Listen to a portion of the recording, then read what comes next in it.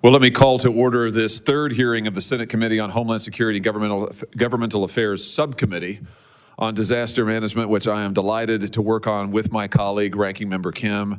I want to say a thank you to all of our witnesses for being here, as well as everybody who is in the room and joining us online. The title of today's hearing is Examining Fraud and Foreign Influence in State and Federal Programs. And today's hearing is going to examine two pillars that are truly fundamental to our republic and to the confidence of the American people in our republic, and that is the integrity of our public funds and the integrity of our political system.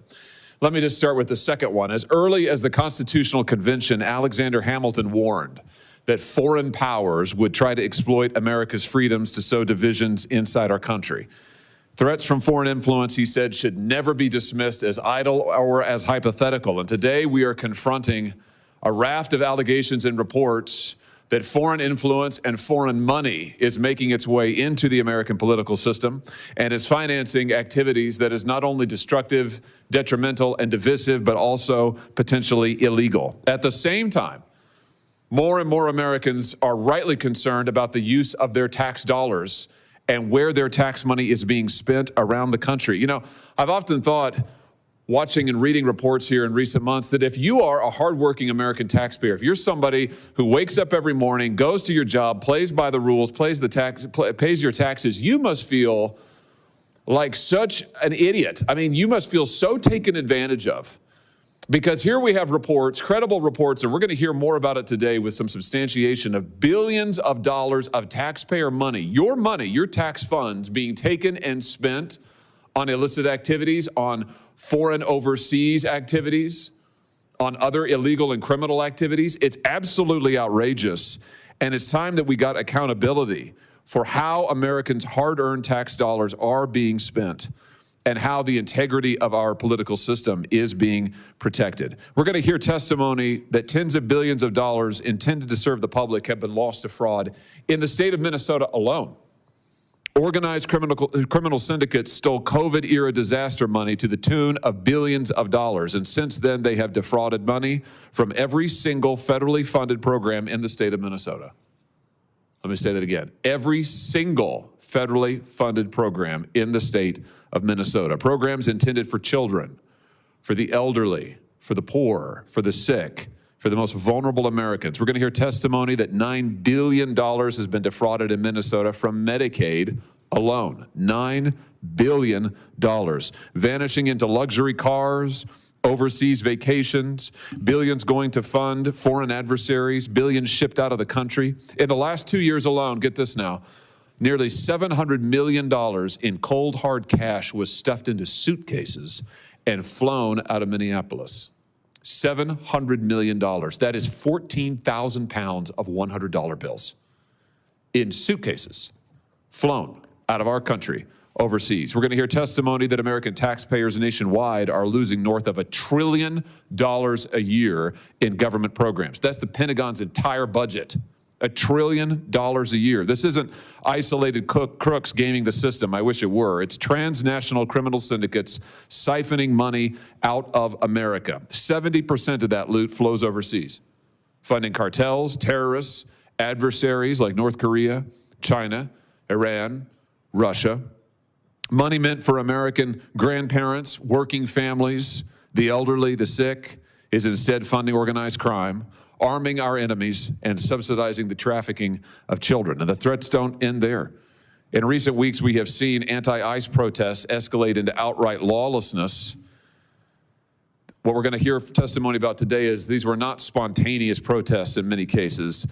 It's manufactured chaos. And who is behind it? Dark money networks and foreign actors, some of whom have ties to the Chinese Communist Party. We're going to hear testimony that these activities are funded and coordinated by a dense network of nonprofits and foreign-linked actors who use layer upon layer of pass-through entities to hide the money trail. A classic dark money laundering, to take foreign money and foreign influence and to dump it into our political system. It's sort of like Riot Incorporated. Pre-planned tactics designed not to protest, but to destabilize, to erode faith in our institutions, and to force political change through manufactured crises. Listen, at the end of the day, this hearing is about a simple question. Is our government equipped to safeguard taxpayer dollars, protect the rule of law, and defend our institutions from exploitation? Because right now, it sure doesn't look like it. And it's time we got some answers for the American people. With that, I'll recognize my colleague, Senator Kim. Thank you, Chairman, and good afternoon, everyone. Look, it's so very important that we stand up for the American people, that we stand against fraud, and I want to thank the witnesses here today to join us and to hear their perspectives. Fraud is an issue that touches every single state, not just one. It touches every single community. Its perpetrators include individuals from every background, and its impact is felt by every American. And so I hope we can all come together and say, absolutely, we need to be stewards of our taxpayer dollars, and to be able to do this in a way where we can look them in the eye and say that we are running a government that's able to look out for their investments and be able to deliver for them. So I understand that. But we have to make sure we're doing this in a way that doesn't single out any one group or people or broadly classify them as fraudsters, because we know that would be inaccurate as well, given how widespread this is. So I want to be clear. I condemn fraud at every level and believe that those who make a living scamming the American people must pay a price. And I take preventing fraud and prosecuting wrongdoing very seriously. However, we, again, cannot and should not use fraud as an excuse to go after political enemies, to militarize American cities, or wield government power in a way that goes after the American people, as they utilize constitutional rights to stand against injustice, to make sure that we are not delegitimizing legitimate freedom of expression and gathering. Just last month, we saw another horrific, unnecessary death of an American citizen. This is a moment where many are frightened, and I hear that back in my home state as well. We have a responsibility as we are doing our due diligence in terms of governance to make sure we are not throwing gasoline on the fire, and that we are doing it in a way that can keep a level head and be able to think through pragmatically what we can do to be able to address these problems that we face. They deserve serious executive and legislative action to address fraud, and can and need to be bipartisan for us to be able to get them done. This committee and this Congress must address these important problems of addressing fraud with an understanding that fraud happens all over our nation and has a wide range of issues and programs. Happens in the private sector, happens in the public sector, happens under both the Democratic and Republican administrations and leadership. We should not be complacent to it. We have a responsibility, again, to be stewards of the taxpayer dollars, but this demands a comprehensive strategy, not a whack-a-mole approach. Thus, I'll conclude by just saying we must show the American people that we are using their hard-earned dollars responsibly and not rewarding wrongdoers or looking the other way due to partisan or political convenience. We must also restore trust in our government at a time when it is at an all-time low, and be able to make sure that there's accountability no matter who is at fault, regardless of their political background, or if they sit in the Oval Office or here in Congress or in a governor's office, actions that only invite more fraud within the programs that we have. I'm looking forward to hearing from our witnesses today and working on this matter together. And with that, Mr. Chairman, I'll yield back. Thank you very much, Ranking Member Kim. It's the practice of this subcommittee to swear in our witnesses before they testify. So I'll ask you, if you would, to stand with me now, raise your right hand and answer this question. Do you swear that the testimony you're about to give will be the truth, the whole truth, and nothing but the truth, so help you God? All of the witnesses answered in the affirmative. We will now proceed to questions. Actually, I'm jumping the gun. I'll let you speak first. How about that? I'd love to start with questions, but we'll let the witnesses speak first. Let me introduce, we'll just go down the panel. We'll start here on the left. Let me introduce first the Honorable Mr. Mark Koran, Senator Mark Koran. Mark Koran is a Minnesota State Senator. He's also a member of the Minnesota Senate Legislative Audit Commission. It's great to have you with us, Senator Koran, and I'll turn it over to you for your opening statement. Thank you, Mr. Chair. Members, Thank you for the work that you're doing to investigate and stop the large-scale systemic fraud that Minnesota is experiencing under Democrat Governor Tim Walz. I appreciate the opportunity to share my insight on the fraud as I've seen it in my 9 years as a Minnesota State Senator, as well as being on the Legislative Audit Commission.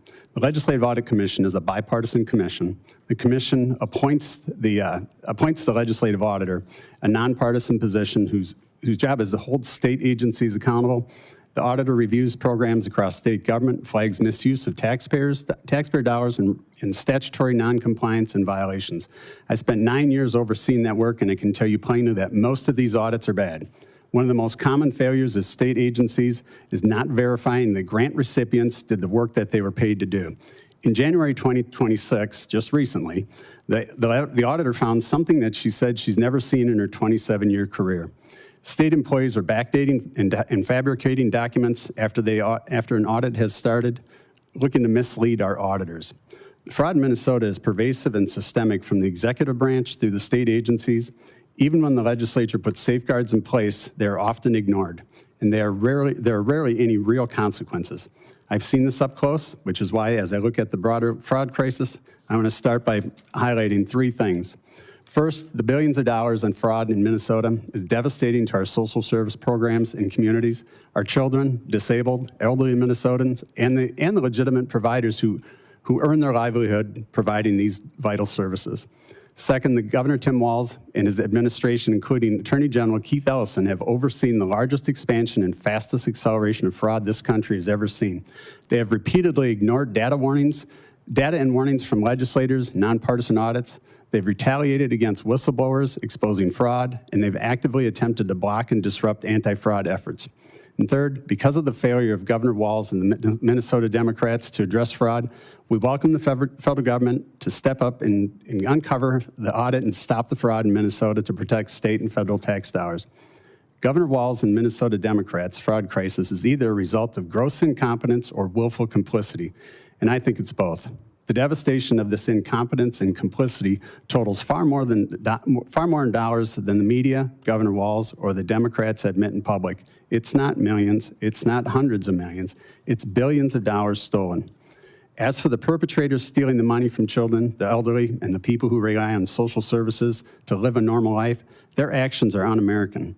While justice should not discriminate against any specific community, whether the criminal is from Minnesota, Philadelphia, or Somalia, make no mistake that fraudsters discriminate against just one community, Americans.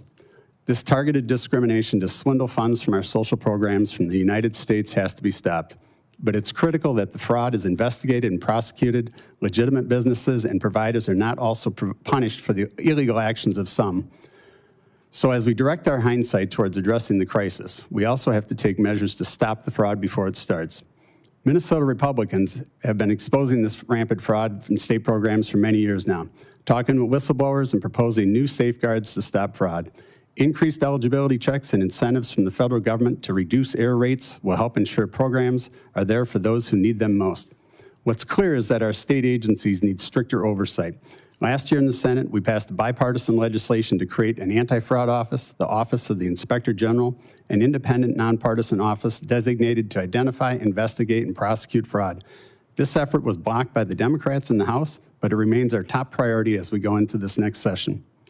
Hindsight measures like the OIG and federal oversight, combined with foresight measures to drastically improve eligibility determination, will help protect taxpayer dollars and get it to the programs that need it the most, not in the hands of the criminals who betray our goodwill and take advantage of our generosity.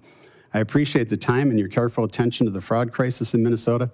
It has only been because of the national spotlight that our leaders have begun to admit the fraud problem is as dire as it is. Minnesota is ground zero for the fraud epidemic, but we can become the blueprint for how to prevent fraud if the right actions are taken.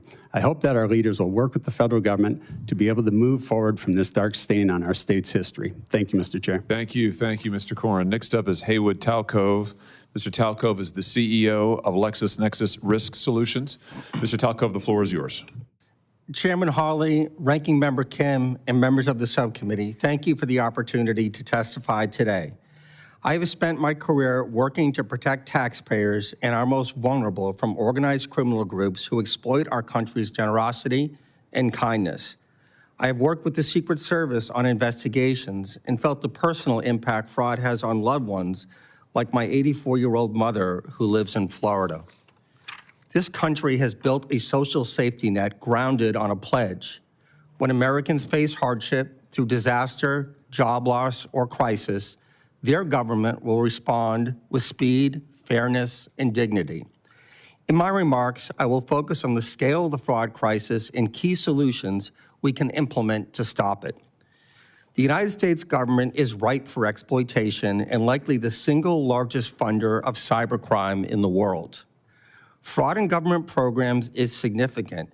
It materially undermines the financial health of the country and contributes meaningfully to the nation's $38 trillion national debt. These are not your constituents. These are real criminals stealing real tax dollars, using fake companies and stolen identities. The scale of the problem is real. The GAO places losses at over $500 billion a year. Secretary Bessent estimates losses of up to $600 billion a year, around 2% of GDP, while I put the number closer to $1 trillion annually, or $115 million every single hour, of which 70% is related to transnational criminals. Others have placed the number as high as $1.5 trillion. Over the last decade, taxpayers have lost anywhere between $7 to $12 trillion to these criminal organizations stealing from our benefit programs. We now spend more on fraud than we spend on servicing the national debt or the defense budget. Fraud is a national security issue. It is a fiscal crisis. It is a betrayal of the people these programs are meant to serve. And it impacts the trust your constituents have in their government and its leadership. The problem is not new, but it's been escalating. It started with Hurricane Katrina, when benefits were provided with no controls. The criminals learned that government was a soft target. It never runs out of money. You have a low chance of being caught, less than 0.1%, and pay and chase does not work. The pandemic then took fraud to the next level. Domestic and transnational criminal organizations steal and manufacture identities and companies, share data and best practices on the dark web, exploit complicated eligibility systems, and move cash around borders to foreign adversaries. These actors are sophisticated, they are dangerous, and they operate in all 50 states. They weaponize our compassion against programs we consider too vital to question. They know officials will hesitate to scrutinize aid meant for people in desperate need. They exploit our best instincts to commit their worst crimes. This is not a flaw in the system, it is a feature of how these criminal enterprises operate. The core problem has a name: self-attestation. Programs that operate on the honor system invite exploitation by transnational criminal groups. This is the first time in my career that I have confidence we can effectively counter threats to the most vulnerable while also protecting hard-earned tax dollars. I want to commend the administration for establishing a new Department of Justice leadership position focused on fraud enforcement, and the United States Secret Service for its support work, especially in the SNAP program. Their involvement shows that when federal resources are applied, criminal networks can be shut down. If we want to save $1 trillion annually and restore trust, we must change how we do business before it's too late. These are my 4 recommendations. First, front-end identity verification like that used in the private sector. Second, enforce mandatory recertification and continuous validation for every current recipient of an entitlement. Third, independent third-party audits. Fourth, the use of federal law enforcement. These fixes are easy. The technology and the data exist and are used every day by commercial entities. Let me be clear, fraud prevention is not benefit prevention. Integrity is not the opposite of compassion. It is what makes compassion sustainable. Thank you, and I look forward to your questions. Thank you very much. Next up is Mr. Seamus Bruner. Mr. Bruner is the Vice President at the Government Accountability Institute. Go ahead, Mr. Bruner. Mr. Chairman, thank you. Ranking member and members of the committee, thank you. I want to build directly on the testimony we just heard regarding pervasive fraud in state-administered, federally funded benefit programs. As Senator Koran and Mr. Talcove described, what we are seeing in Minnesota is not isolated misconduct. It is systemic fraud enabled by weak oversight, fragmented authority, and a benefits architecture that allows large sums of taxpayer assistance to be distributed with minimal verification and little consequence for abuse. What is important for the committee to understand is that the nonprofit and NGO systems operating around these benefit programs do not exist in isolation. They are part of a broader ecosystem that links migration, government benefits, political mobilization, and, when challenged, organized disruption. Put simply, these anti-ICE disruptions are not isolated protest activity, but part of a larger interconnected system involving migration, government benefits, and political mobilization. At the front end of this system, nonprofit and NGO networks facilitate and incentivize mass migration by navigating access to government benefits and services for the migrants, what we refer to as Migrant Inc. The benefits themselves do not flow into these NGOs. Instead, they function as a form of patronage, creating dependency among migrant populations and anchoring them to nonprofit intermediaries that manage information, access, and ongoing engagement. That dependency is the leverage. It keeps populations embedded within an organizational ecosystem operating in environments of weak oversight and limited enforcement, conditions we've clearly seen in Minnesota. These same nonprofit ecosystems then transition into political mobilization, voter registration, ballot education, turnout operations, and sustained civic engagement, what we call Election Inc. While often presented as nonpartisan activity, in practice, this functions as a durable political infrastructure, maintaining communications networks and organizational capacity that persist across election cycles and reliably align with particular political outcomes. Importantly, many of these large NGO networks operating across these stages rely on complex and opaque funding structures, including donor-advised funds, fiscal sponsorships, and international financing streams, some of which trace back to foreign nationals and foreign-connected entities. These arrangements are designed to obscure the true source of funding while preserving centralized operational control. And when enforcement actions, fraud investigations, or policy changes threaten this system, whether through ICE operations, benefit eligibility scrutiny, or election integrity measures, those networks activate a third component, what we call Riot Inc. At this stage, organized disruption, intimidation, and civil unrest are deployed strategically to raise the political cost of enforcement and to deter accountability.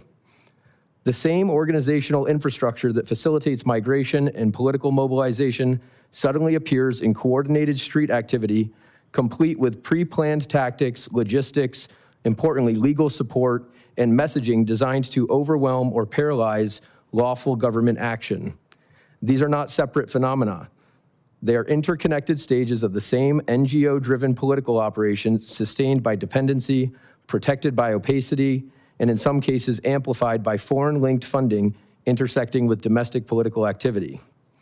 The same analytical tools that expose benefit fraud, following the money, mapping nonprofit relationships, and tracing organizational control also reveal the continuity between Migrant Inc., Election Inc., and when the system is threatened, Riot Inc. Understanding that full pipeline is essential if Congress is serious about restoring accountability, protecting taxpayers, and preventing foreign-linked influence operations from hiding behind nonprofit status in the language of activism. Thank you. I look forward to your questions. Thank you. And now to introduce our fourth witness, I'm going to turn it over to Senator Kim. Yeah, thank you, Chairman. My pleasure to be able to introduce our witness, Dylan Hedtler-Gaudette, Acting Vice President of Policy and Government Affairs at the Project on Government Oversight.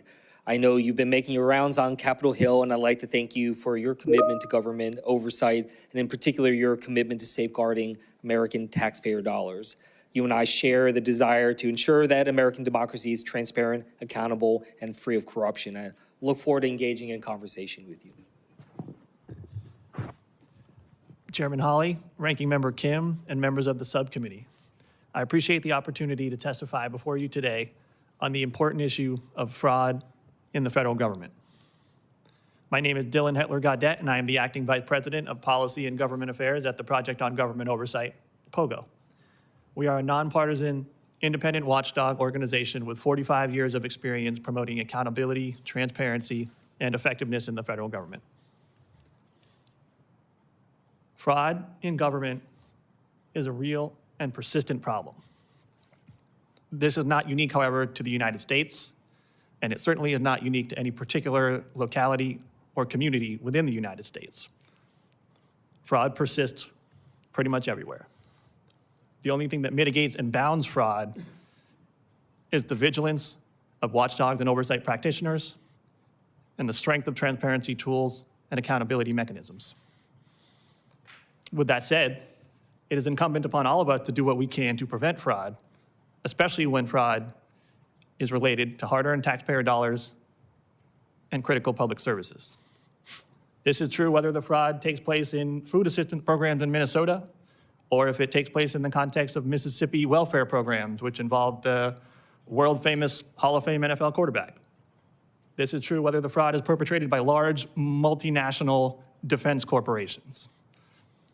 The point here is fraud is a systemic problem and it requires systemic solutions. Please allow me to touch on a few of those solutions here, though I elaborate on them in more detail in my written testimony. First, key oversight practitioners and internal watchdogs, as well as essential sources of information, must be strengthened, preserved, protected, and sufficiently resourced. Specifically, I'm talking about inspectors general, I'm talking about the Government Accountability Office, I'm talking about the Office of Special Counsel, and I'm talking about whistleblowers. We must also take a long, hard look at the technology and the architecture we currently use to monitor, track, analyze, and assess spending. That architecture is currently broken and in dire need of overhaul, reform, and modernization. We're in the age of 5G, quantum computing, and generative AI, and the federal government still largely operates in the analog world, maybe at best in the Windows 95 world. We must also remember that corruption, conflicts of interest, and cronyism, they act as the anabolic steroids to waste, fraud, and abuse in the federal government. No successful effort to tamp down on waste, fraud, and abuse can be undertaken without cracking down on corruption. We've seen recently over the past two administrations, and for much longer, how susceptible to abuse and corruption the presidential pardon power is, for example. We also must enact much stronger, more robust rules around conflicts of interest and really crack down on the pay-to-play lobbying activities that often corrupt and corrode key federal decisions, including on the spending of taxpayer dollars. But just as important as what we must do is what we must not do. What we must not do is undertake foolhardy, over-promising endeavors like the Department of Government Efficiency, or DOGE. Now, despite its progenitor claiming it was going to find $2 trillion in taxpayer savings, up to this point, on DOGE's so-called wall of receipts, we've only seen about $215 billion of savings, and that's assuming you can trust that data on its face, which you cannot. We've seen a rash of reviews, reports, and analyses of this wall of receipts, which have found basic mathematical mistakes, misstatements, cherry-picking data, and a whole host of other errors. And that says nothing about the fact that the federal government spent more money in 2025 than it did in 2024. We have to hand it to DOGE on one hand, though. It did illustrate perfectly exactly how not to go about rooting out waste, fraud, and abuse in the federal government. The key takeaway here is that fraud is a persistent, cancerous disease upon the federal government, but the only way to address it is to get at root causes. By focusing on sensationalistic anecdotes, we are doing the same thing as focusing on symptoms rather than attacking the root cause of the disease. I look forward to answering your questions, and I thank you again for inviting me to testify today. Thank you very much. Thanks to each of the witnesses. Now we will turn to questions. We will alternate sides, Democrat, Republican. We'll start with me. We're going to do 7-minute questioning rounds. Let me just start with you, Senator Koran, if I could. I'm sure you're familiar with the recent anti-ICE protests in Minnesota. Let me just ask you this. From your vantage point in the state, are the majority of these protests spontaneous or more organized? What is your impression? You're there. Sorry, Mr. Chair. They're highly organized and coordinated. What evidence of that? What data? What signs have you observed that would indicate some level of coordination? Well, in Minnesota, we've seen a wide variety of coordinated efforts. The agitation groups on the ground, there are a wide variety of them, some national, some very professional, in addition to local reports that state they've trained some 30,000 observers to get in and get in the middle of the protests. And how would you describe the tactics that are used during these protests that you've observed? Peaceful, aggressive, inciting violence, trying to draw a reaction? I mean, again, you're on the ground, so you tell us. Yeah, what we've seen is a whole host of doxing, highly coordinated efforts in doxing. We've seen incidents of violence against federal agents. I think in 2 cases we've had agents that one had their finger bitten off and they've been pelted with frozen bottles, stones, and every other type of thing, in addition to directly interfering with legal law enforcement. Let me ask you this. Have you seen any evidence that state officials are cooperating or coordinating with these efforts in any manner?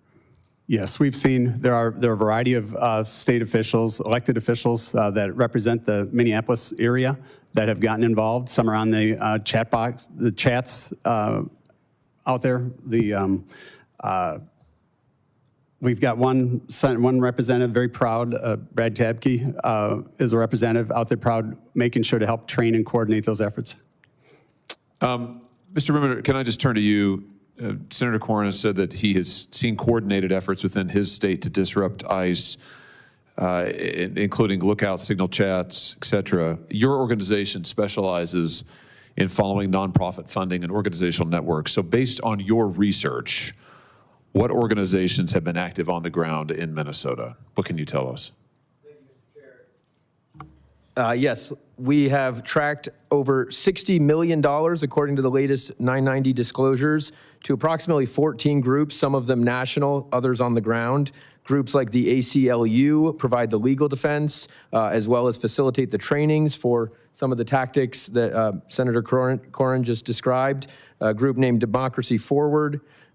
Take Action Minnesota has gotten over $10 million from these large NGO networks, including the Neville Roy Singham Network, Indivisible, National Lawyers Guild, CTUL, the Council on American Islamic Relations Minnesota, CARE, Minnesota 350, Voices for Racial Justice, on and on. Like I said, over $60 million just according to the latest 990 disclosures. $60 million, at least 14 different groups. That sounds like a pretty broad ecosystem here. Where's this money coming from? I mean, how is it flowing to these groups? Do you have any sense? So we've built a database that contains hundreds of thousands of rows from grants from networks like the Soros Network, the Arabella Funding Network, as mentioned, the Neville Roy Singham Funding Network, many others, Tides, the Ford Foundation Network, the Rockefeller Funding Network, these massive NGOs that have billions of dollars to spend on all kinds of coordinated protest, or in this case, riot activity. Give us a sense, if you could, of how this money flows to the ground level. You know, how does it get from these various donors and come down to ground level and start funding protests and other violent activity? It comes in the form of a check, a 6-figure check. You know, that'll come from whether it's the Open Society or the Tides groups, the Singham groups. They'll fund directly some of these on-the-ground organizations. And we've seen this happen time and again. It's not just in Minnesota. So the money, I think we've got a chart perhaps, the money gets moved around. You just referenced a number of these groups, Arabella Advisors, the Tides groups. These are left-wing, dark money groups. So you've got this incredible, I mean, just look at the number of of different entities on this one chart, all of this money moving through all of these different groups, many of them, again, non-disclosed donors, right? So we don't know exactly where the donors ultimately come from. Oftentimes the entity that gets the money doesn't have to report where they get the money. So it's washed through multiple times. And what you're saying is your research has found multiple different left-wing groups that are funding these protests on the ground in Minnesota. Is that a fair statement? Yeah, that's absolutely fair. And the foreign money is probably the most concerning, whether it's from Neville Roy Singham or the Swiss billionaire Hans-Jörg Wyss. Okay, talk about that. Talk about the foreign money, because you've mentioned Singham now a couple of times. There was a New York Post article not long ago talking about Neville Singham, who's based, I think, in China. Tell us what your research has uncovered about this foreign money making its way to American protests that often harm our law enforcement officers. Sure. So Neville Roy Singham, he's an American citizen. He's an avowed Marxist, and he made nearly $1 billion roughly a decade ago selling his tech company. One of the funds that purchased the tech company had Chinese sovereign wealth money in it. And once he sold that company, again, got close to $1 billion, he now uses that money to fund a variety of protest, riot, anti-Semitic protests, the pro-Hamas things in New York. He funded the LA riots earlier this year. And so he lives in China, is a pro-CCP guy, and he's not done. He's also got very close ties to the communists in Cuba. He finances trips for American groups to go down to Cuba to receive Marxist revolutionary training. They come back here, and then they operate on the ground. Famously, one of the groups in Salt Lake City, the Armed Queers of Salt Lake City, they went down to Cuba and got one of these trips. They're also very anti-ICE and working on these anti-ICE demonstrations. So let me just make sure I understand. You're telling me that protest, quote unquote, protest activity we've seen in Los Angeles, we've seen in Minnesota, we've seen in other places that often turns violent, that some of this, maybe much of it, is funded by overseas money, including by this individual who has ties to the Chinese Communist Party. Have I got that right? Yeah, that's right. You can see on the on a lot of the placards, when you see all these placards roll out, Party for Socialism and Liberation, other groups like that, the Democratic Socialists of America. These are not organic, spontaneous. They got thousands and thousands of signs that get pointed out. Those are all within the Singham network. Let me just finish with this. You mentioned another major source of foreign money. Tell us about that. Yeah, Hans-Jörg Wyss, he's a Swiss billionaire. The New York Times reported this. He's one of the largest funders of the Arabella network of funds. He pledged to give $200 million to electing people in the United States. Many people have wondered how is a foreigner allowed to fund political operations. Thus far has escaped, hey, there's been some investigations, but not enough. This is exactly the kind of thing that Alexander Hamilton all those years ago warned about when he warned about the danger of foreign influence and foreign adversaries in our elections, and we're seeing it play out in real time. Senator Kim, I'll turn it over to you. Yeah, thank you, Chairman. Mr. Bruner, I just want to pick up here. How many people have been protesting in the streets in Minnesota? Depending on the day, I'd refer to Senator Koran, but dozens, possibly hundreds. Dozens or possibly hundreds of people are protesting in the streets of Minnesota. Is that what you're saying? Does that sound right to you, State Senator Koran? Thank you. I'd respond thousands. So thousands of them, and there are a variety of groups. So those at the national level, which were just discussed, those that are home-based in Minnesota, as well as all of those that have been encouraged by our leadership. Of those thousands, how many do you believe are just doing this on their own, or do you really think that the majority, if not most of them, are actually coordinated in the way that Mr. Bruner was talking about? I think there's a variety. There's three tiers again. Those that are national and global, as I just described. Those that have ties based in Minnesota, coordinating with the national efforts. And then those that are homegrown, that just residents that have been encouraged. I mentioned earlier, they talked that they've trained 30,000 Minnesota residents to be observers and to engage and impede federal law enforcement. Yeah, look, I just want to say that I just strongly disagree with how you've been categorizing this and talking about this.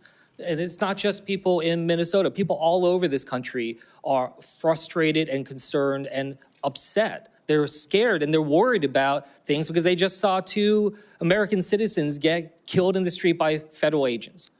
And I just had a town hall in New Jersey this weekend, and the idea that people will be saying that this type of anger and this type of outrage, whether in New Jersey or in Minnesota, is being predominantly coordinated in this type of way. I just have to say it is delegitimizing the anger and the fear that people are facing right now.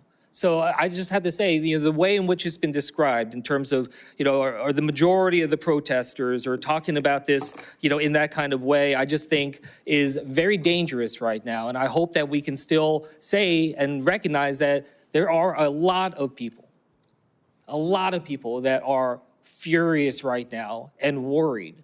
And I just wanted to be able to push back on what I've been hearing. To go back to the topic of this hearing in the broader vein on the examining fraud, I guess I wanted to just start here. Mr. Hedtler-Gaudette, you talked about this in terms of, this is not episodic, right? You said it's not unique in terms of fraud happening just in one state. This is something I think we can all say with confidence is happened in every single state. Is that correct? Yes. Mr. Talcove, is that similar in your mindset too? Yes, Senator.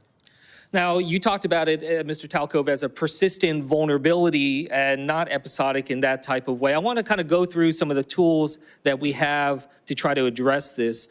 Let's start with the Government Accountability Office, GAO. As far as I can tell, some of the stats are saying it's saved $1.45 trillion since 2002. Mr. Talcove, does that sound about right? I mean, not the specific number, but has it saved the taxpayers a lot of money in that way? They definitely have saved some money, but not to the full extent of the fraud that's taking place. Oh, certainly not. No, I mean, this is just one tool that we have at our disposal in that way. So I guess I would just ask you, do you see importance in supporting the GAO?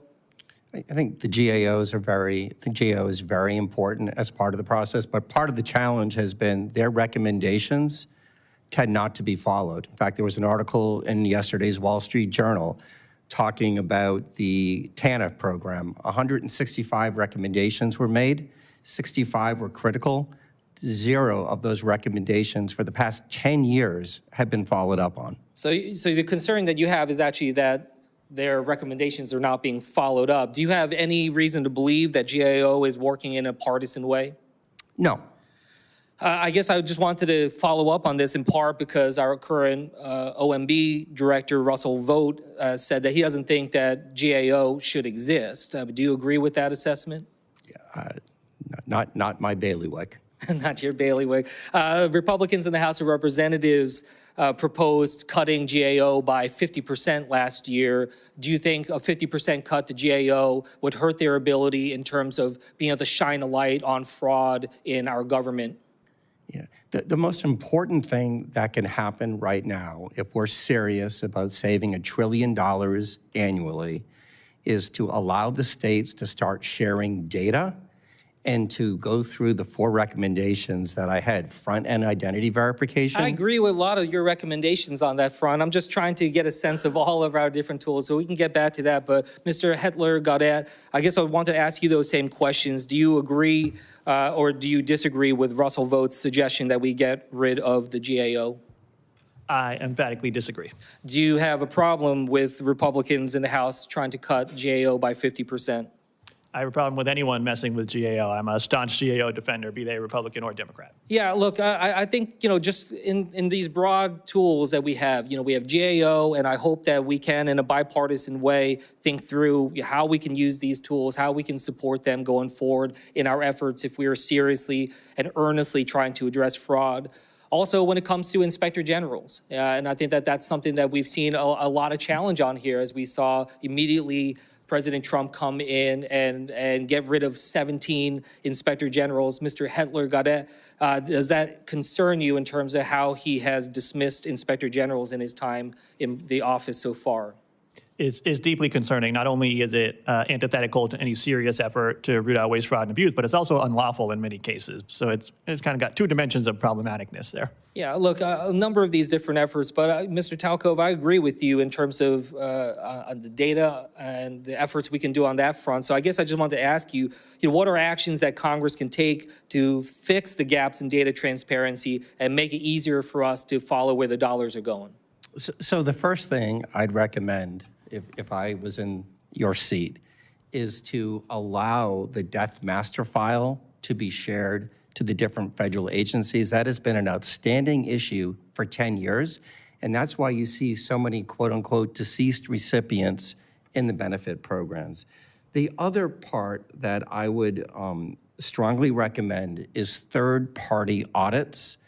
Too many times now you see in government, the audits are being conducted by the individuals that have responsibilities for the program. Like Lexus, we have a third-party auditor that checks our books. I think there needs to be third-party auditors going in and checking. And I think if you do those things, you can take the fraud rate down from 20% in government down to 3%. Thank you. Chairman, I'll yield back. Senator Scott. Thank you, Chairman. Thanks for this hearing. I want to thank each of you for being here. So when you travel around Florida, people are fed up with government in a lot of ways. It's all because of fraud. I mean, they're just sick, they sit in there, pay their taxes, and they get sick and tired, and they read these stories about money being wasted.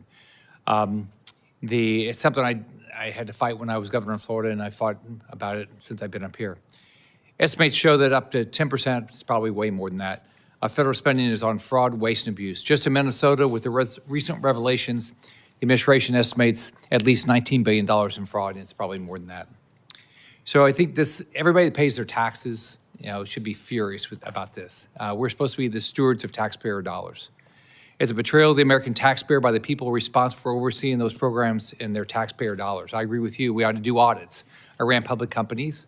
I ran private companies. Guess what? They were all audited. We had outside groups that audited how we did to make sure, and they gave us recommendations how we could improve every year. It's also a betrayal for the families who the funding was intended to actually help, who might be left without a safety net because of these fraudsters, because the federal government's been so easy to steal money from. I'm introducing my SNAP Data Transparency and Oversight Act this week. It's going to hold states accountable from sheltering fraudsters by requiring, it's real simple, requiring states receiving SNAP funding to provide recipient data to the USDA when requested. Pretty basic. Federal government puts the money up, we ought to get the data. I think this bill just is a start. We need to figure out exactly how the fraud occurred, where every single tax dollar is going, why, and we got to hold people accountable. I remember when I became governor of Florida in January 2011, people were telling me that they knew there was fraud in the unemployment program and they weren't going after the people that they knew were committing fraud. Like, how is that? How are you being a fiduciary to the taxpayer if you know there's fraud and you're not holding people accountable? So I think we've got to hold the people in Minnesota accountable, California, all across the country. So, Senator, as a member of the Minnesota Senate, you have experience with fraud prevention and detection in programs like unemployment insurance, Medicaid, disaster relief, and others. It's clear fraud has become a systemic problem for the Walz administration. I was governor of Florida. It's hard to believe that as a governor of the state, he had no idea it was handing out money to such blatant scammers and that billions of dollars could be stolen continuously, not just once, over and over, with what looks like zero accountability. So since the scandal has been unveiled, what has the Minnesota government, what has the Minnesota government done actually, what have they done to halt the fraudulent payments? Well, thank you. The governor has done very little. I think he's promoted and created a czar, a fraud czar, and under the Department of Public Safety, and it was just a recent article that came out, and he's done nothing since that started. He has put a hold on those 14 of the suspected programs which receive Medicaid funding. And some of those Medicaid funding programs, like housing support services and autism, were based on the federal investigators in Minnesota, have deemed that 90% of that was entirely fraud. Each of those programs, just those two programs, are about $800 million of taxpayer dollars that are being stolen.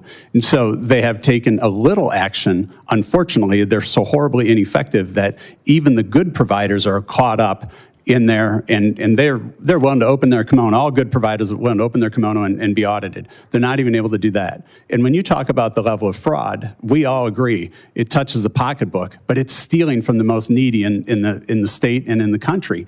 And we're only talking about the stuff that rises to the level that we'd be criminally prosecuted, not that which wasted by swimming through the lane of government ineffectiveness.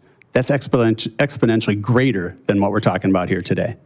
So we have a big challenge to solve. One of the pieces that I would argue would be, I think the advice was good that you've heard so far, but in Minnesota, between 1 and 3 elements of eligibility when you're looking or applying for benefits, it's a county-based system in Minnesota, is proven based on a self-attestation.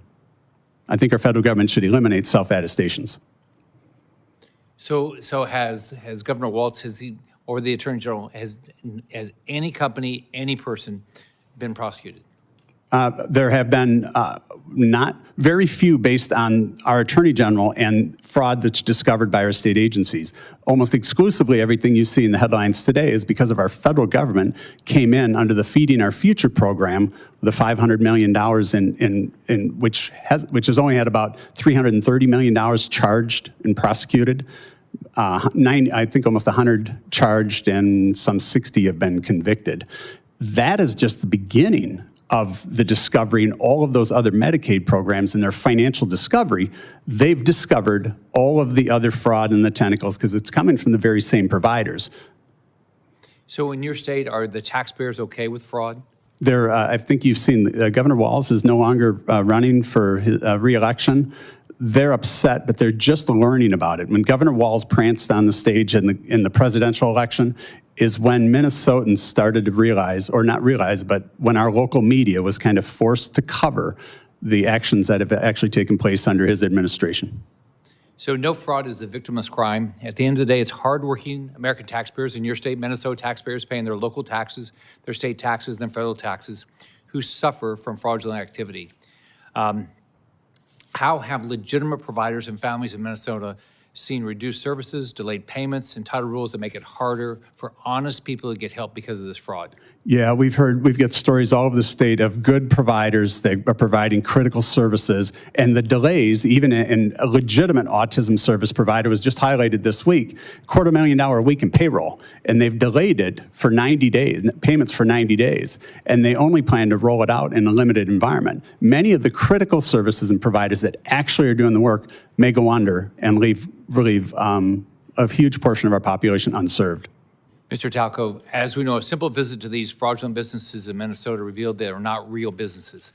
Can you explain how weak identity verification and self-certification systems like the ones we've seen in Minnesota and the Senator just talked about are a common vulnerability that criminals abuse across unemployment insurance, SBA loans, SNAP, Medicaid, and other major federal programs?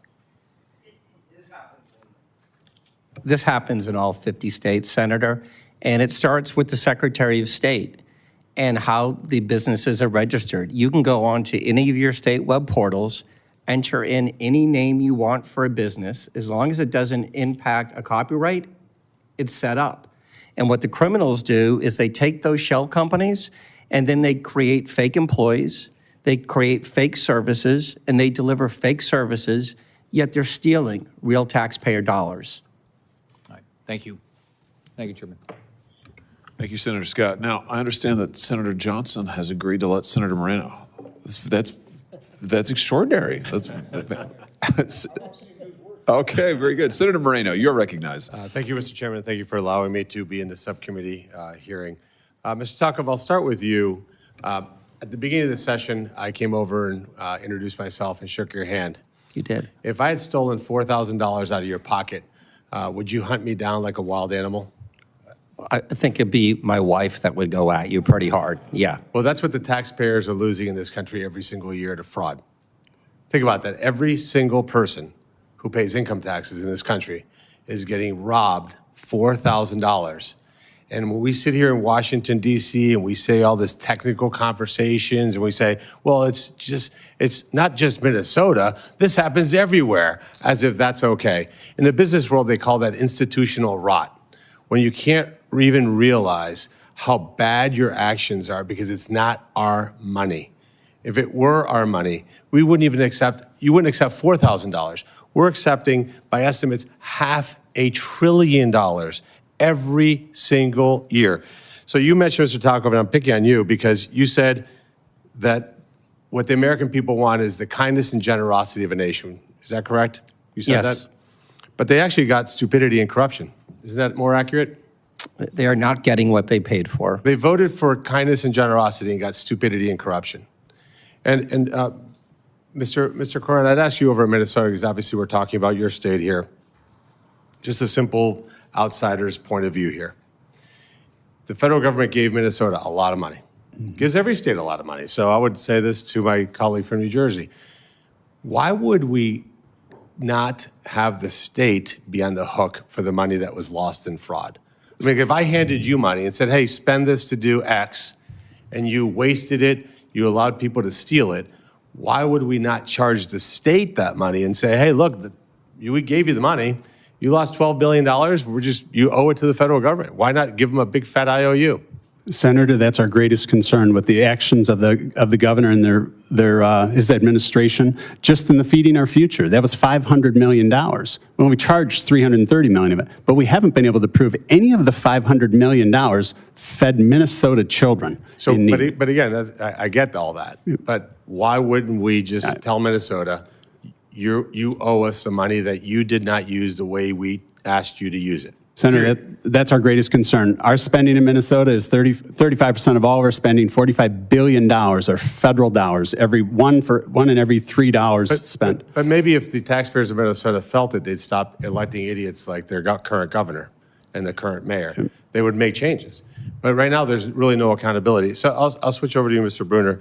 I have a bill called the STOP Act. It says if anybody is on any kind of social welfare program, so rent assistance, finance assistance, food stamps, whatever menu of liberal wish list programs that are created that people are on, you cannot send a single solitary cent outside the United States. Does that seem logical and common sense? It's very common sense. What type of instrument would have to hit your head for you to think that that wasn't common sense? I don't know, you'd have to be benefiting pretty big from the fraud. Right, because you'd say, well, if the U.S. taxpayer is giving somebody who's down and out money, right, we're covering you, why would you then have that person send money outside the country? That doesn't make any sense, right? No, and it's billions of dollars. And Mr. Hedtler-Gaudette, you said something that's, I think, things that are, and I don't know that you meant to say it. I don't know, you seemed like a good person, but you said something that I think is something I would ask all of my colleagues to reflect on, because we accept these kinds of statements as normal. You said, obviously, you don't like the Doge effort. That was crystal clear. You weren't ambiguous on your feelings towards Doge. But you said it only saved $215 billion. Do you have $215 billion? No. I mean, that's a lot of money. Like if all of a sudden you woke up tomorrow morning and somebody gave you $215 billion, man, it'd be a pretty good day. And by the way, let's say that's wrong. Let's say that they miscounted and Elon didn't do the math right. Let's say it's 10x wrong. $21 billion. I'd take $21 billion. Let's say they're 100 times wrong. It's still $2 billion. And I think the commentary I think we have to do, and I think, Mr. Chairman, I think what we have to really realize as elected officials, where maybe we spend too much time here and not enough time actually talking to normal Americans, people who pay taxes don't expect us to put up with that kind of fraud, waste, and abuse. This is the second, I think, or third hearing we've had in the greater committee around waste, fraud, and abuse. We had the GAO here. And the head of the GAO basically said, hey, this has been going on so long, we've wasted $3 to $4 trillion, which is a number none of us can comprehend, by the way. We don't even know what a trillion is. We know that it would be an obscene amount of money. But the way we have almost disdain for the taxpayer, where we normalize this, where we say things like, well, let's not pick on Minnesota. Everybody does fraud. If we don't actually deliver substantive changes to the American people, where very soon Republicans and Democrats get together and say, we're going to actually structurally fix this problem, there's going to be accountability. Because quite frankly, I'll end where I started with you, Mr. Talcove. If I walked over to you and took $4,000 out of your pocket, you would leave this hearing and chase me down like a wild animal. And yet for us, we're like, well, it's only $4,000. Yeah. That kind of, would you ever imagine saying something like that? No, sir. So I hope what comes out of this is concrete steps. It says we just will not put up with 1 cent of waste, fraud, and abuse in our programs. And I hope part of it is this accountability of the states, because the federal government doesn't administer these programs. The states do.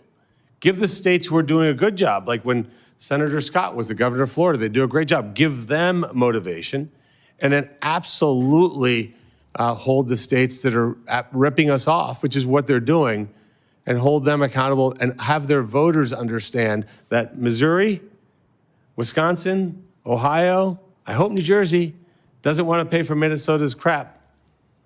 That's what our voters tell me every single day. Mr. Chairman, thank you for having this hearing. Senator Johnson. Thank you, Mr. Chairman. Let me try and tie together what I think is some pretty extraordinary testimony here to really get to what is going on here. The political aspect of the fraud, of making people dependent on government to keep one political party in power. So I was shocked by recent revelation. I'd never known this before. St. Louis Federal Reserve actually tracks the assets of non-governmental organizations, NGOs. $14.1 trillion is the latest estimate. $14.1 trillion. Now, let me, because we don't have enough time to go through this whole thing, but during the open borders of the Biden administration, we heard repeatedly that there were NGOs operating in the Darien Gap, facilitating and welcoming people that they then funneled up into America, millions of people coming to this country illegally. Generally oftentimes being funneled into blue states, into sanctuary cities, sanctuary states. Now, Mr. Bruner, what you're talking about is these groups being funded by groups like Soros and Arabella to what? To stabilize our political situation? To turn America into one-party state?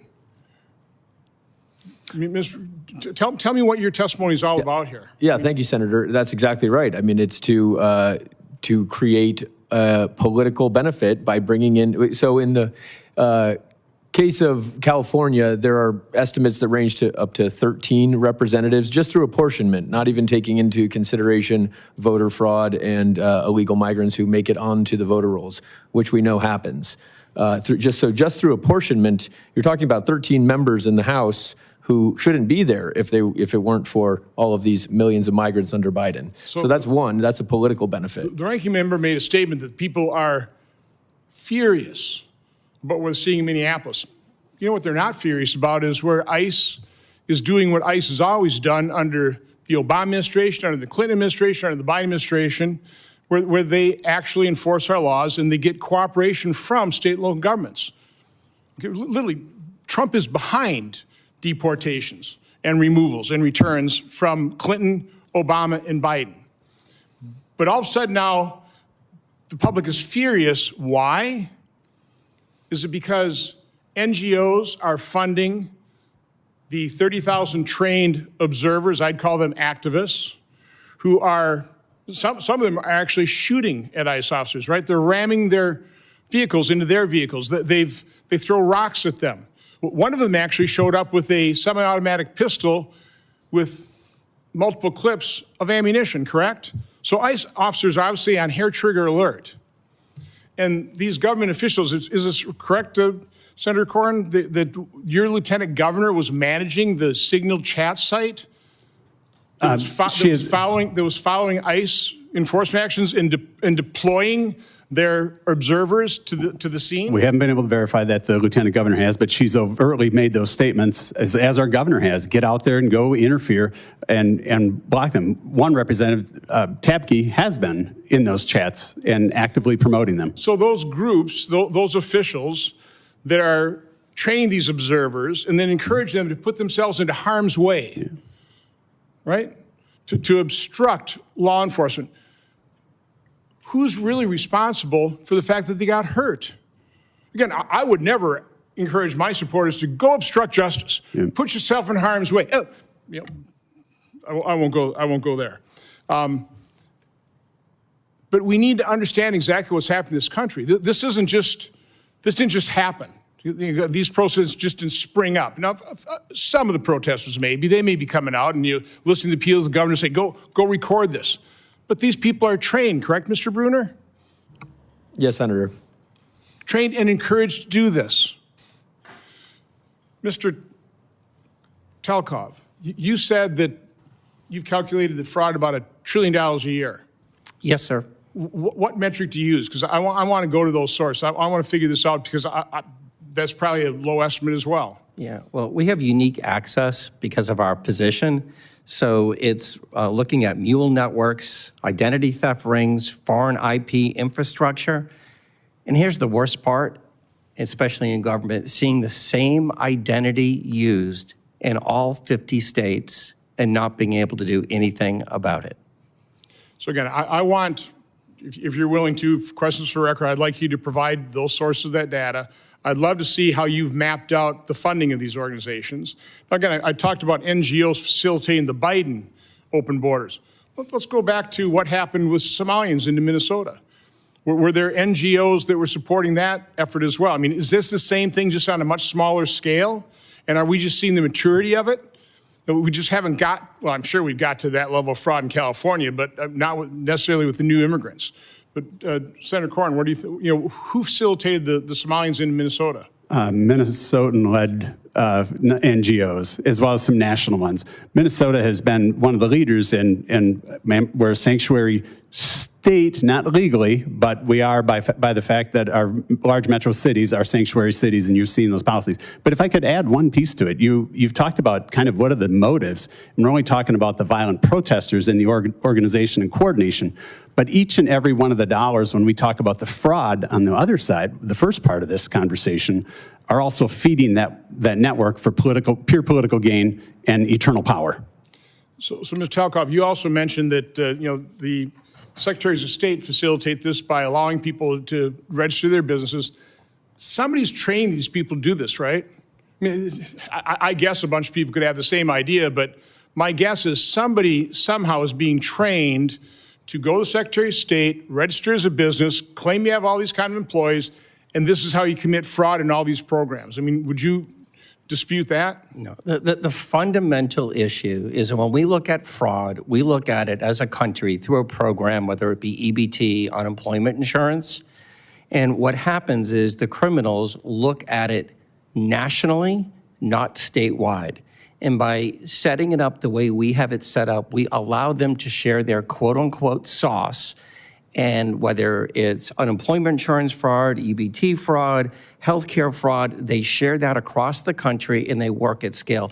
That's why federal law enforcement needs to be engaged in these investigations, because state and local agencies can't handle them. They eventually lead back to transnational criminals in countries such as Russia, China, et cetera. And I would argue the reason the GAO, and I love them too, they can do some great work, but they're so incredibly ineffective. The same thing with IGs. They're not actually looking at the true perpetrators of this fraud. It is foreign actors, it is transnational criminal organizations, it is the non-governmental organizations that we funnel all this money through, and we don't track it. I mean, where did they get $14.1 trillion worth of assets? Could that potentially be taxpayer funds that we funneled through them that they were supposed to give to some worthy cause that they just put in their bank account? Is that what's happening here? Again, we need to open our eyes. We need to understand exactly what's happening here, but I think it's the shadow groups that the chairman was talking about here. They need to be fully investigated, and we need to understand exactly what's happening. This is far more than a couple one-offs or an outrageous example of Minnesota. This is endemic. This is persistent, and this is costing American taxpayers probably at least $1 trillion out of the $7 trillion we overspend every year. Thank you, Mr. Chairman. Thank you, Senator Johnson. Senator Koran, let me just come back to you. I want to get a handle here on just the scale of the fraud in Minnesota. We talked about the dark money groups funding much of what's going on the ground, but let's just get a handle here on the scale of the fraud. You are a member, I want to get this right, of the the Office of the Legislative Auditor. So, I'm sorry, go ahead. Mr. Chair, of the Legislative Audit Commission. Audit Commission, got you. You oversee the Office of the Yes. Legislative Auditor. Okay, got it. So you've got access to all of this information. Give me your best estimate based on the information you've seen, the audits you've seen. How many of the agencies, 20 or so agencies, I think, in the state of Minnesota, public agencies, how many have rampant fraud? All of them are wrapped up in some sort that can issue. There's 20 primary state agencies in state law. Of the largest, there are 10 of our largest primary agencies. Many of the nonprofits receive grants and funding from all 10 agencies. If you had to put a number on it, based on what you've seen, your work, your investigations, the audits that you've seen, what do you think the total losses are to Minnesotans in terms of fraud? I think the conservative number is what our federal investigators have determined. Of just the 14 Medicaid programs, that half of all of it would be about $9 billion. And I don't think that's, and I think the reason I believe that's true is in each audit that the legislative auditor produces, we measure right level in the samples of what they have done. 20 to 80% of each one of them, they're unable to prove that the dollars were actually have gone to the programs in which they're indicated. $9 billion. How much of this money has left Minnesota for overseas? Well, I arrived in 2017. The Child Care Assistance Program fraud, for which the program, I believe, is $130 million. The whistleblowers proved or showed us that they believe $100 million of that was fraudulent. We had a whistleblower come forward, actually publicly, and at that time we also discovered something new to me, which is the Hawley process of the movement of cash through our airports in Minneapolis, St. Paul. And what I've come to learn, and that year it was just coincidentally $100 million in fraud, suspected fraud, and $100 million went out in cash through the Minneapolis St. Paul airport. I've learned that. Tell us how that worked. $100 million in cash through the airport. In suitcases, back then it was $1 million out of crack. And so I've learned that in the year before it was about $74 million. Secretary Bessent I've tried for 2.5 years to get that number because I wanted to get a view of how many excess dollars are sent out from the program, from the community that's sending them. And in the last 2 years, it was $340 million each year. And so if you look at it, it's about a 25% increase over this period from 2017. That's $1.8 billion in cash. And I don't think the average citizen who works for their money understands how complicated it is to ship or to obtain $6 to $7 million of cash every single week of the year. And our federal government certainly must have been aware of it and has done nothing to look at it. But that's just all but about $130 million, I think, is originated out of Minnesota. You know, but what every American taxpayer absolutely understands is their federal tax money being taken on suitcases out of this country to go heaven knows where. I mean, if that's not infuriating, I don't know what is. And the fact that it is systemic in Minnesota, and probably to your testimony, Mr. Talcove, probably systemic in a lot of other places. I mean, millions of dollars in suitcases out of an airport, and that's just one means of shipping this money around. I mean, it's absolutely unbelievable. I want to come back to you, Mr. Talcove. You testified that about $1 trillion you think is lost in fraud every year. Where is this money going? I mean, we know where some of it's going in Minnesota. It went overseas. It went to Somalia. It went to NGO fronts. We know where it's gone in some other states. California gave away billions of dollars to a pro-Hamas NGO. But $1 trillion nationally, where's this money going to? I appreciate that question because most people don't ask that question. It goes to terrorism. It goes to child trafficking. It goes to drugs. It goes to terrorism. And then it's used to purchase luxury items, cars, purses, homes. That's all funded by people like me that pay taxes. So you're telling me that the electrician who goes to work every day and clocks in and works his butt off and tries to earn just enough to be able to, make his rent, maybe have a kid or two, put food on the table, his tax money is being used to buy other people luxury items, cars, yachts, whatever else, and is going to fund terrorism and child trafficking? Yes, sir.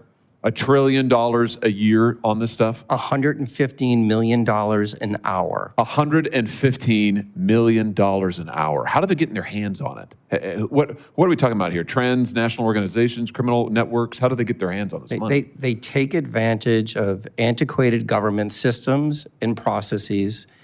They go into programs that they know elected and appointed officials won't touch, and they can steal at scale. And what happened really was during the pandemic, between the PPP loans and the unemployment insurance, they learned a really valuable lesson. Government never runs out of money, and the probability of getting caught is virtually zero. I have it at 0.1%. So come back to the recommendations that you mentioned in your opening statement. What do we need to do to put a stop to this hemorrhaging of people's hard-earned money going overseas to finance child trafficking and luxury yachts? I mean, what needs to happen here? It's really simple. It's used every single day in the commercial sector. Front-end identity verification, you just don't get to say, I am who I say I am. Second, recertification of all the recipients. There is so much fraud right now in the benefit programs all across the country. We need to get a baseline. Third, this notion of a third-party independent audit. And finally, is involving federal law enforcement, like the Secret Service, to investigate it. The thing that people don't understand is that most of these beneficiaries, Senator, they're not real. They're fake. They're someone's stolen identity that is getting used in all 50 states. Incredible. Senator Kim, do you have anything further? Yeah, thank you. Thank you, Chairman. I mean, look, what you just laid out there, Mr. Talcove, I mean, it should piss off every single American. And this is absolutely atrocious, and it just, I'm just furious, honestly, Chairman. And like, I think that there is something here, as we've tried in other hearings too, where we can work in a bipartisan way to be able to address this. You know, my job today, I'm not trying to defend any single state. I'm just saying that we can't look at it just through that lens. I mean, Mr. Talcove, you were talking about this, saying the criminals are looking at this nationally. Is that right? I think that was your quote. Yes, sir. Then we need to make sure we're looking at this nationally too. Because it's not something that any single state is going to be able to handle on their own. Is that right, Mr. Talcove? Like, no single state in our country has the capacity on their own to be able to address this. You don't see the connections when you're looking at it within a state. You have to look at it nationally to find the connections.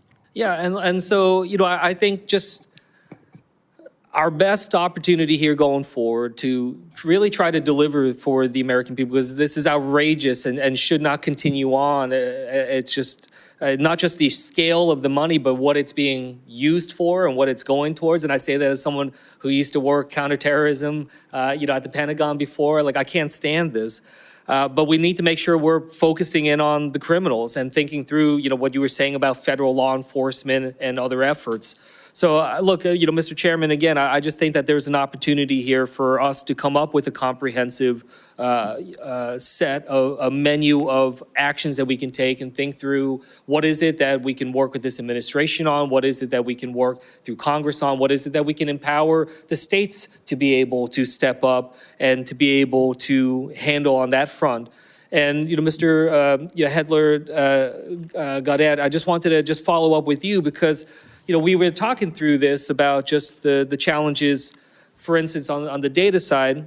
You know, I had seen, you know, different reports about, for instance, usaspending.gov, right? But it seems, from my appearance, wholly inadequate right now in terms of being able to really rise to the level of the detail. I mean, I think it's admirable we're trying to have that transparency, but would you agree that, you know, this is something, if we're really serious about this, need to make sure that we're taking the tools that we have, investing in them to have a greater level of detail and the fidelity to really be able to try to track? Does that make sense to you? Yeah, it makes perfect sense. And I would just note that we're actually at a kind of an interesting moment right now. We're 20-year anniversary of the passage of the Federal Funding Accountability and Transparency Act, which was the piece of legislation, bipartisan, co-led by Senator Tom Coburn and then Senator Barack Obama, by the way, that created usaspending.gov and really tried to begin the process of bringing federal funding and the tracking of federal funding into the 21st century. We have obviously not kept up. And as I mentioned in my opening testimony, we have a long way to go to really reflect 21st century sort of technological capabilities when it comes to how we track, monitor, and assess federal spending. But it's, you know, it's something we can do. It's not hard. You know, the statute is there. We have the reforms. We have the fixes. We just need to do it. Mr. Hedtler-Gaudette, I just wanted to stick with you a little more. You know, Mr. Talcove was going through, you know, 4 different ideas here: front-end identity verification, recertification, third-party audits, federal law enforcement. Did I get that right? Just wanted to get your response. If there's anything else that you want to add, any other things that this committee should be thinking about. Yes, so all of the recommendations that Mr. Talcove laid out there sound perfectly reasonable to me. I would add to build a little bit on the USA spending issue. That is supposed to be the primary interface through which the American people can can trust but verify what is happening with their tax dollars. The problem is that USA spending right now is it's outdated and it doesn't require enough information to make it truly useful in the way that it needs to be. As a prime example of that, we are required, each program is required to submit award descriptions, which is exactly what it sounds like. It's supposed to tell you what that federal award is. But right now there are no standards or no guidelines around what has to be contained in an award description. So if you go on USA Spending and you try to look up like what a program is, how much money is being spent, and you look in the award description field, you're often going to see a bunch of gobbledygook that makes no sense and doesn't give you any information. And that could be easily fixed by just saying to OMB, to agencies, hey, you have to provide meaningful information when you're entering in these award descriptions into USA Spending. So there are a ton of pretty low-hanging fruit fixes like that would really help as far as the sort of transparency and trying to actualize the fact that sunlight truly is the best disinfectant. Yeah. No, look, thank you for that. I just want to end here just saying, we take all of this effort that we're doing right now, mindful of the fact that, we live in the time of the greatest amount of distrust in government in modern American history. And there's a lot of reasons for that, but I think a lot of what we heard today is a big part of that. Is the sense that we can't manage our money. In fact, that we're seeing us being taken advantage of by others. And I hope we can just, in a unified way, be able to say enough. Like, we're tired of this, and we need to have that end and work earnestly to be able to address it. What I worry, though, again, is if we're sniping at each other and continuing to point attacks at each other, especially politically, the only people that benefit from that are the criminals. They're the ones that are getting away with this as we're wrestling with each other and fighting each other. Whereas if we are seriously being targeted in such a direct and malicious way by actors, then we need to make sure we are unified in terms of being able to address that and be able to do this with a clear mind. Because again, I think restoring trust is so important right now. We think about just how many legitimate beneficiaries are being taken advantage of and not getting, how the taxpayer dollars are being diverted, and how all of this is just going to continue to make it harder for us to be able to push forward. So, Mr. Chair, again, I am grateful that we have an opportunity to shine a light on this. I know we will have some disagreements in terms of, some of the priorities and some of the words that we're using. But again, I am ready to be able to engage. I think many people on the Democratic side here in the Senate would be willing to engage in this in a legitimate discussion of how we take this on nationally in a systemic way. And I just urge you and others, hopefully we can find an opportunity to do that. And with that, I'll yield back. Senator Johnson. Hey, Mr. Chairman, I want to go back to NGOs. My assumption is NGOs are nonprofits, correct? Are there any for-profit NGOs? That is correct, Senator. How did they accumulate $14.1 trillion worth of assets? Where'd that money come from? It's a great question. We've tracked over 100 million just in the last few years from the federal government. So entities in the Soros network and the Rockefeller network and the Tides network, especially. I don't even think Soros is, they get grants. It's $14 trillion. So again, that's one of the things my subcommittee is trying to investigate, is we're trying to track that back and go back in history. And $14 trillion, non-government. Again, my assumption was these are nonprofits. They get money from government and they distribute to worthy beneficiaries. Somehow they're pocketing $14.1 trillion. That's okay. So there's a project for both of you researchers.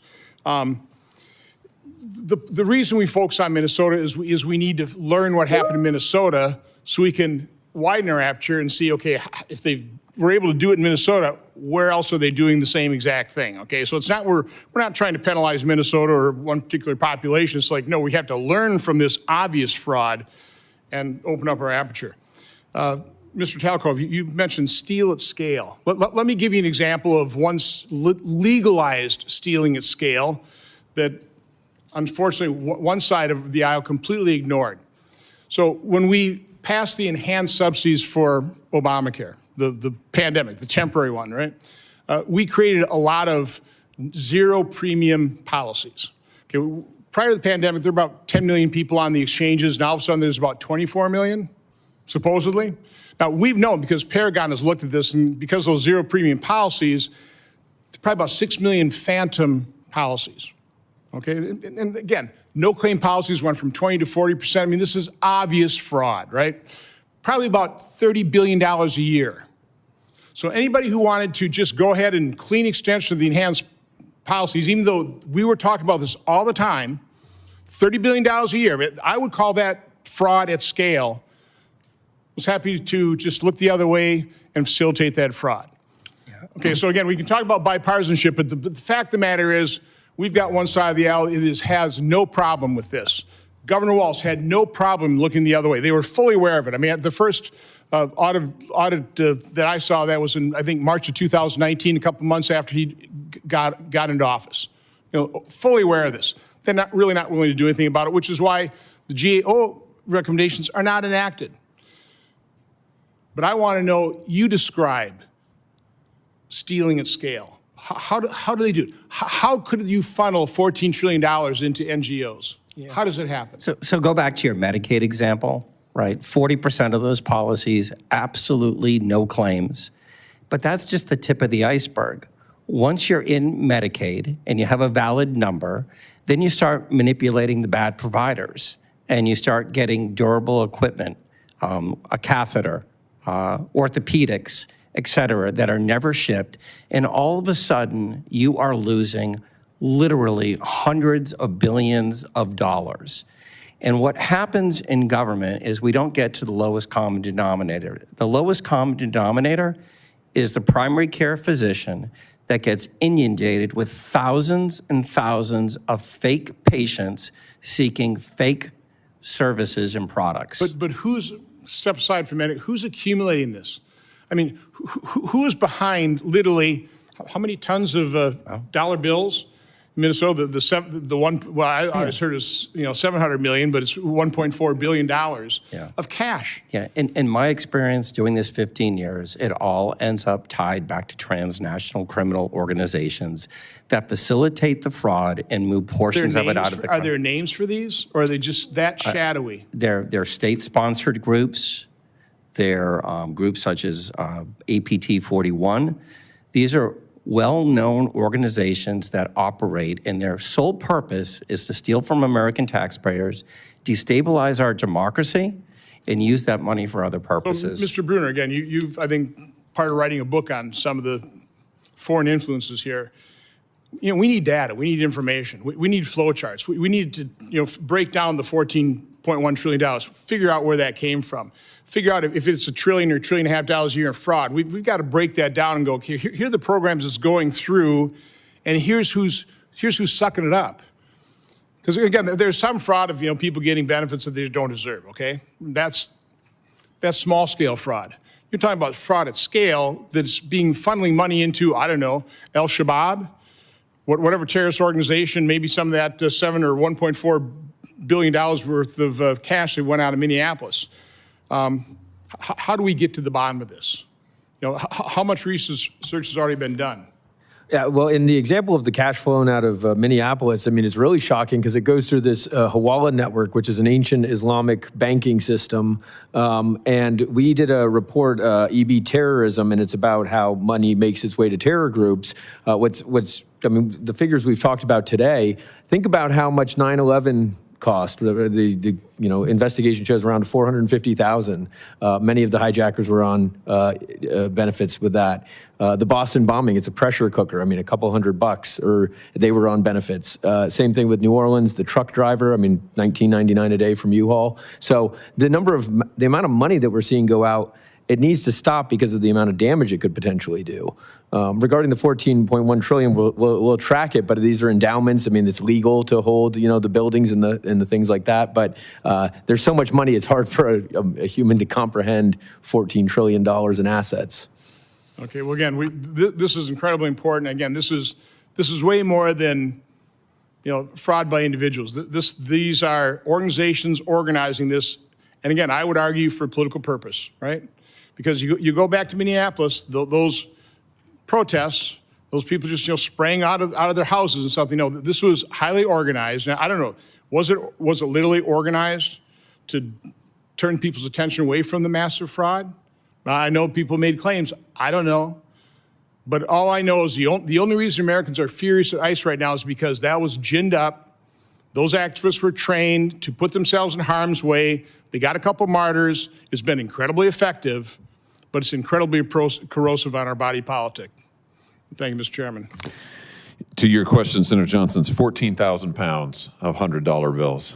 14,000 pounds of $100 bills that left the Minneapolis airport alone. I want to end. Hey, by the way, just real quick, the fix to there is when you see, they actually filled out the CBP forms.